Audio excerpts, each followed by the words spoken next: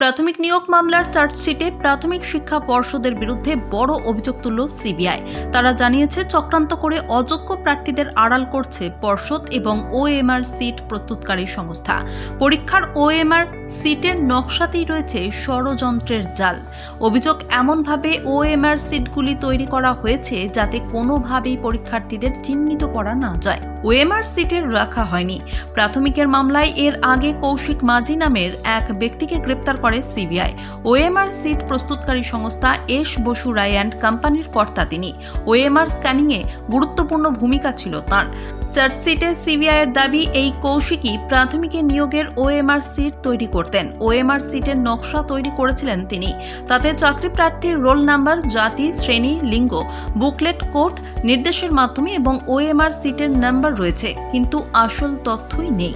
CBI জানিয়েছে, পরীক্ষার্থীর নাম, বাবা অথবা অভিভাবকের নাম, জন্ম তারিখের মতো কিছু তথ্য যা পরীক্ষার্থীকে চিহ্নিত করার জন্য একান্ত প্রয়োজনীয়, সেগুলি ইচ্ছে করেই ওএমআর সিটে রাখা হয়নি। আসলে অযোগ্য চাকরি প্রার্থীদের আড়াল করতেই এই কৌশল অবলম্বন করা হয়েছিল দাবি কেন্দ্রীয় সংস্থার। যদিও সিবিআই এমন দাবি করলেও শিক্ষা মহলের অনেকে বলছেন, এখন কোনো পরীক্ষাতেই পরীক্ষার্থীর নাম বা পিতৃ পরিচয় লেখার জায়গা থাকে না। মাধ্যমিক থেকে বিশ্ববিদ্যালয় স্তরের পরীক্ষাতেও একই নিয়ম। কোনো পরীক্ষার্থী ভুল করেও নাম লিখে ফেললে সেই উত্তরপত্র বাতিল করে দেওয়াই নিয়ম। যাবতীয় তথ্য থাকে পরীক্ষা নিয়ামক সংস্থার হাতে। তবে সিবিআই চার্জশিটে যে কথা বলেছে তা উত্তরপত্র নাকি এসএসসির কাছে রাখা নথি সম্পর্কে তা কিছুটা অস্পষ্ট। 2012 সালের টেটে যারা অকৃতকার্য হয়েছিলেন, 2014 সালের টেটে তাঁরাও বসেছিলেন। এই প্রার্থীদের যাবতীয় তথ্য সহ প্রাথমিক রেজিস্ট্রেশন হয়েছিল ন্যাশনাল ইনফরমেটিক্স সেন্টারের মাধ্যমে। সেই তথ্য পর্ষদকে পাঠানো হয়েছিল। পর্ষদ তা তুলে দেয় এস বসু রায় অ্যান্ড কোম্পানির হাতে। ওই সংস্থাকে টেট আয়োজন এবং ফলাফল প্রকাশের দায়িত্ব দেওয়া হয়েছিল।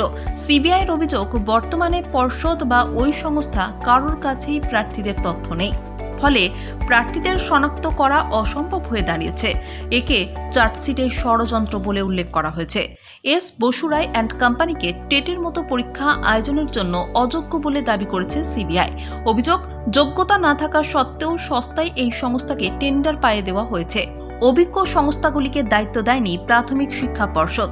কৌশিককে গ্রেপ্তার করার পরই সিবিআই সূত্রে দাবি করা হয়েছিল, ওএমআর সিটের ইমেজ কপি না রেখে টেক্সট ফরম্যাটে রাখার সিদ্ধান্ত নেওয়া হয়েছিল।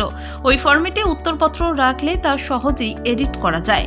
সিবিআইয়ের দাবি, উত্তরপত্রের ব্যাকআপ না রাখার সিদ্ধান্ত নিয়েছিলেন কৌশিক সহ তাঁর সংস্থার অংশীদারেরা। কৌশিকের আইনজীবীর দাবি, পর্ষদের নির্দেশেই তাঁর মক্কেল কাজ করেছেন।